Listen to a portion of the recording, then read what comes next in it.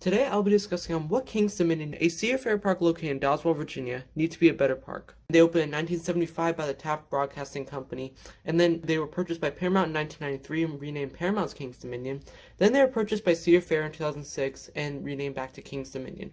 Now, I won't be talking about their 40 free spin coaster because that is coming either next year or 2022, so I won't be discussing that, but they're a great park, and let's see what they can get because they're definitely not getting the investment they need. So let's get to this.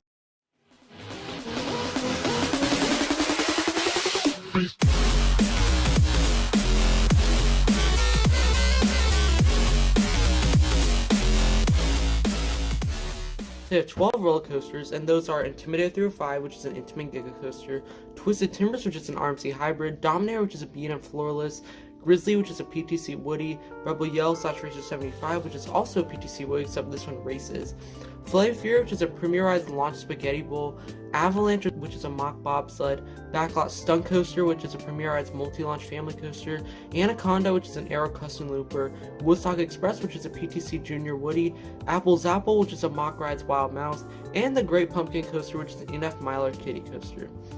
That's pretty good. Now let's go to the flat rides.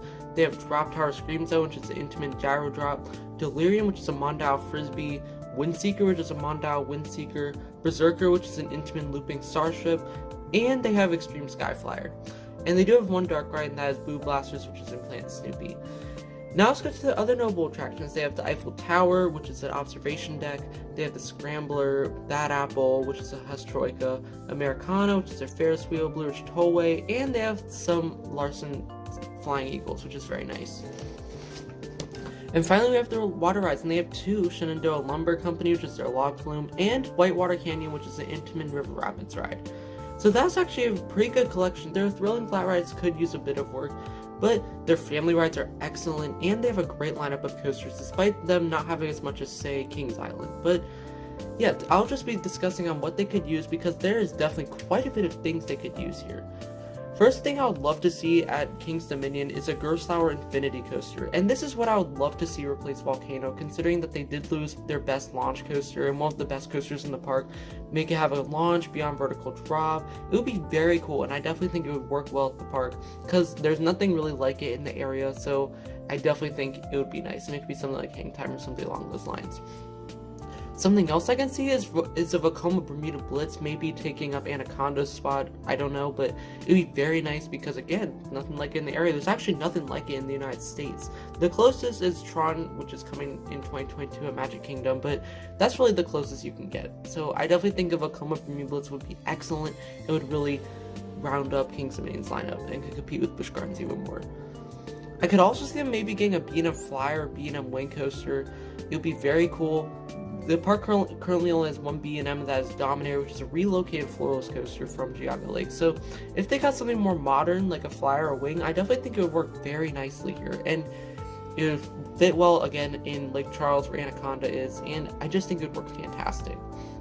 And finally, I could definitely see them getting a modern GCI or a Gravity Group, or they could just retract Grizzly. I could see them possibly doing that. I don't know if that's for certain, but that would definitely be very nice. A modern GCI, the nearest one is Invader, but you have to remember that it's a family coaster, so they very well could get something like Gold Striker or Mystic Timbers, but I don't know. And then a Gravity Group, the nearest Gravity Group I believe is Oscar's Wacky Taxi, but again, that's a family coaster, so a Gravity Group large scale one would be very nice. And next, let's go to their flat rides, and they are definitely lacking a bit in flat rides since they got rid of the Crypt. There are two flat rides I could see them getting, a Top Scan and a Slingshot. A Top Scan, there is one nearby at Carowinds, but it would definitely work nicely here because the GP definitely do not go to Carowinds, in Virginia at least, but it would definitely work very well here. And it's kind of similar to Crypt, but it's definitely more enjoyable, and it would work so much better. I know it won't go in the Crypt spot, but it would just work great here. And the Slingshot is also what I could see coming here. They could remove their Extreme Skyflyer and put the Slingshot there, because it would probably be more GP-like, a lot more of the general public would enjoy it, but you never know. But I definitely think a Slingshot would work perfect at King's Dominion. And I do have one option for family rides. They could either expand Planet Snoopy, or they could add a Skyride or a train. That would definitely work very nice here. A Skyride or a train will work absolutely perfect because they used to have both, but since then they've gotten rid of both, which I don't really know why, but I definitely think it would work really nice here. I just think it would fit perfect, and it can get from one area to another, like Safari Village to Candy Apple Grove, or Candy Apple Grove to International Street, or anything like that. So I definitely think it would work very well. And that's really all the family rides I could see. And water rides, I think they are good on, unless they want to remove their log flume, but I don't know about that, to put in a new coaster, but I don't know. And I do have 2 coaster removals that I could see, possibly 3, but for right now 2. The first one obviously is Anaconda, the Aero Custom Looper. It's an old sucky ride that's not very good. It's just kind of boring and doesn't really do anything special, so Anaconda could be on the chopping block. It's not very popular, and like I said, I definitely could see it going either for the Beat & Flyer or the Vekoma Bermuda Blitz. And the other one I can see is Avalanche, their mock bobsled. I don't want this one to go because it actually is a pretty enjoyable coaster, but since they did remove Volcano and the Crypt, which are both right next to Avalanche, they very well could take out this coaster, even though it really is one of a kind in the United States, because it's the only mock bobsled in the United States. And the final one, of course, I could see them retracking Grizzly, not removing it, but retracking the entire coaster, give it the Ghost Rider treatment. It would work so well, and the general public would definitely enjoy it more, and it could give this coaster a longer lasting lifespan.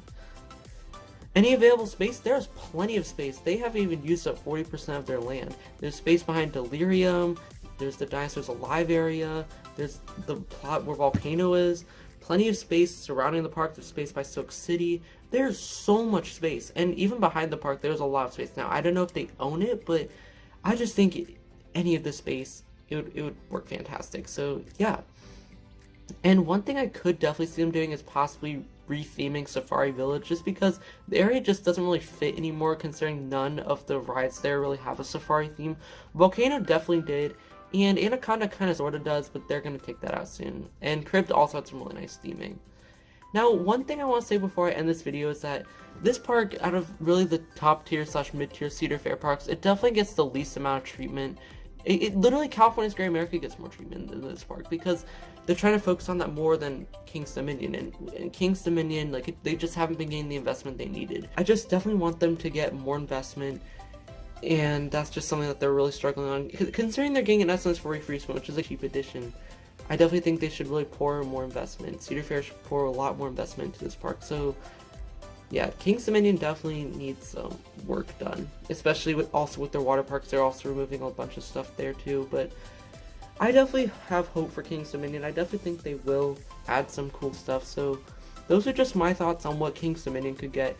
Do you guys agree with this? Let me know down in the comment section below, and please be sure to subscribe. It would really mean a lot to me, and smash the like button. I hope to see you soon. See you guys, bye.